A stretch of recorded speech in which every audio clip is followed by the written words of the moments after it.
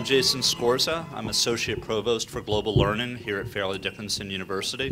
I'm very pleased to welcome you to this evening's event. Our evening tonight will fall into two parts. The first will be a conversation between Ambassador Ahmad Kamal and our guest. The second part will be Q&A from the audience. People will move through the aisles with handheld microphones. So if you have a question, if you please raise your hand, keep your hand raised, and then speak directly into the microphone so your voice can be recorded for our videotape. Lastly, we have an evaluation form. It looks very much like this evaluation form. This is for everyone, for students, for faculty, for staff, for honored guests from the community. I hope that you will fill out the evaluation form, give us some good feedback or bad feedback, and hand those to my student assistants as you leave the room at the end of our program. I am incredibly excited today to introduce our guest speaker, Her Excellency Leela Hanitra Ratsifandri Hamanana, who is the permanent observer from the African Union to the United Nations. She is a unique and amazingly special person. She is a scientist, she is an engineer, she is a diplomat, and for me the most exciting thing that she is that she is a Fairleigh Dickinson University student. And someday, one of you might be up here as permanent representative to the UN from New Jersey. We can only imagine. So with no further ado, Ambassador Kamal, please. Thank you very much, Mr. Chairman. Ambassador Ratsifandri Hamanana, welcome to your own university. Thank you, Professor. And a special welcome to your charming husband, Mr. Rakotona Vai, for joining you and keeping a good eye to be sure that you behave properly in front of this audience. Yeah, you're right. Yeah. And I'm delighted to see a very large number of diplomats from the United Nations who have taken the trouble to join us this evening to hear you walk us through the complexities of Africa and the African Union. You have a very impressive biodata because you've been the foreign minister of Madagascar. You've been the Minister for Science and Technology of Madagascar. And now you have been ambassador for 2 years at the United Nations, just over 2 years. But it's a totally different job because you are no longer dealing with one country and one country's problems. You are dealing with a complexity of countries which range from very powerful giants like Nigeria and South Africa and Egypt to very small countries like Djibouti or Cape Verde. How do you manage to do this? Because you are, after all, the mother of 1/4 of the population of the United Nations. And it's not like running a single country. It's a tough job. And you seem to manage to do it. How do you do it? Thank you, Professor. But before answering your question, let me first express my greetings to all the assistants here, and essentially I would like to express also my appreciation to all high officials of Fairleigh Dickinson University. And really, I ask you to bear with me because my English is sometimes not very good. My accent is terrible, but I know that Professor Kamal is here to rescue me sometimes. I know that he is a very good Francophone. So I come back to your question, Professor Kamal.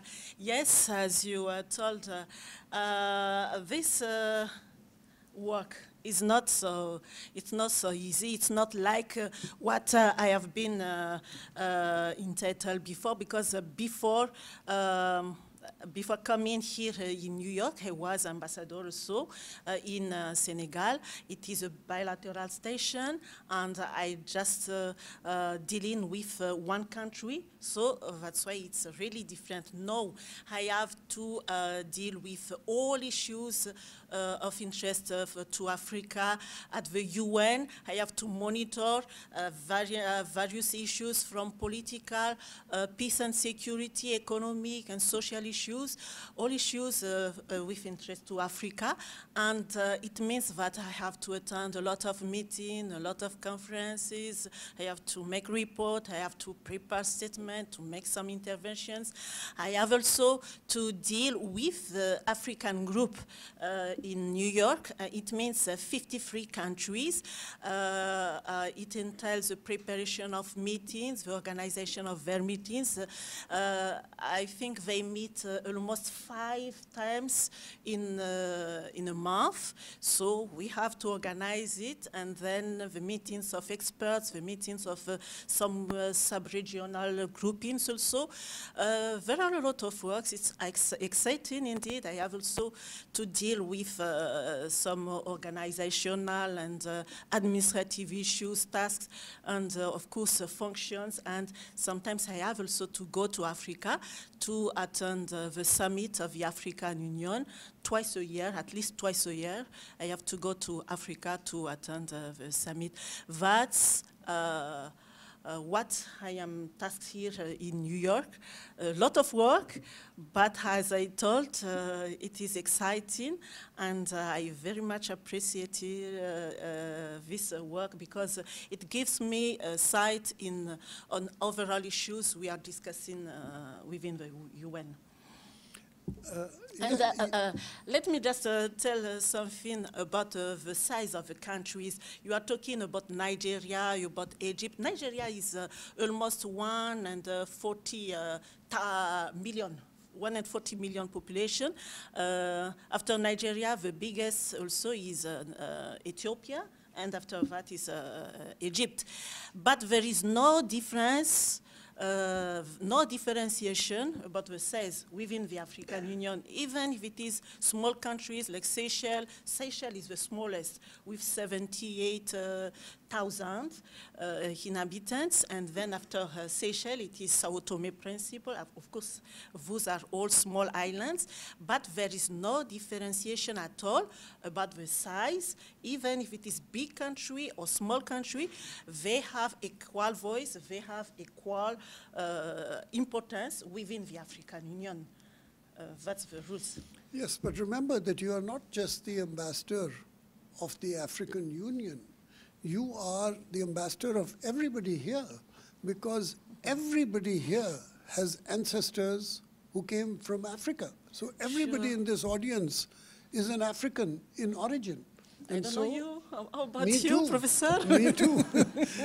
And so you are our ambassador in general. But I'm so glad to be your ambassador. It's an honor for me, indeed. But as you are talking about ancestors from Africa, for sure we have established now a link between the African Union and its diaspora. It is a big program within the African Union, and even we are expected to organize a big summit, not this year, but maybe next year. But this year, we are in preparation of this big summit, which is intended to be held in one country in South America, the Diaspora Summit.